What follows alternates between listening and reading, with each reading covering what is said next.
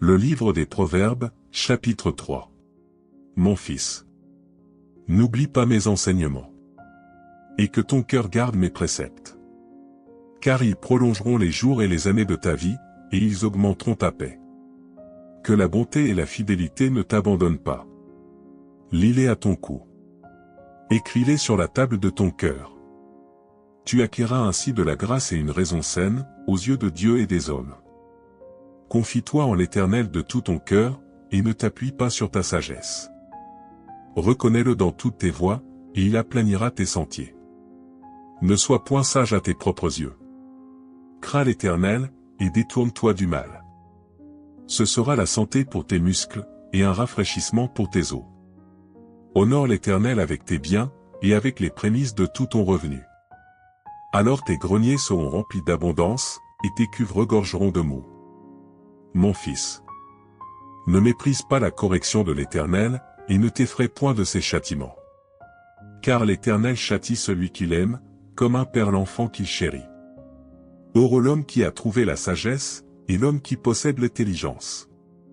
Car le gain qu'elle procure est préférable à celui de l'argent, et le profit qu'on en tire vaut mieux que l'or. Elle est plus précieuse que les perles, elle a plus de valeur que tous les objets de prix.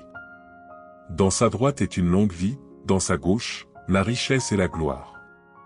Ses voies sont des voies agréables, et tous ses sentiers sont paisibles.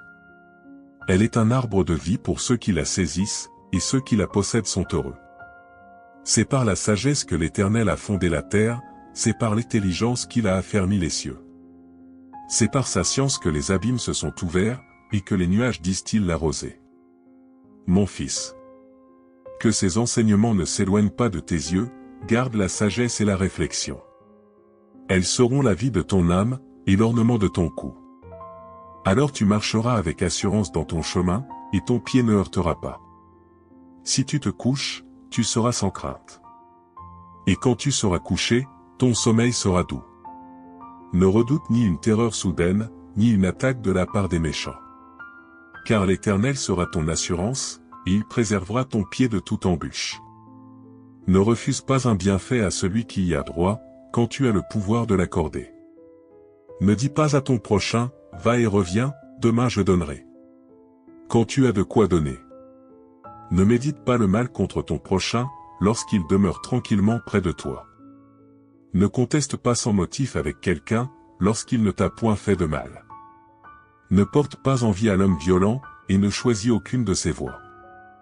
Car l'Éternel a en horreur les hommes pervers, mais il est un ami pour les hommes droits. La malédiction de l'Éternel est dans la maison du méchant, mais il bénit la demeure des justes. Il se moque des moqueurs, mais il fait grâce aux humbles. Les sages hériteront la gloire, mais les insensés ont la honte en partage.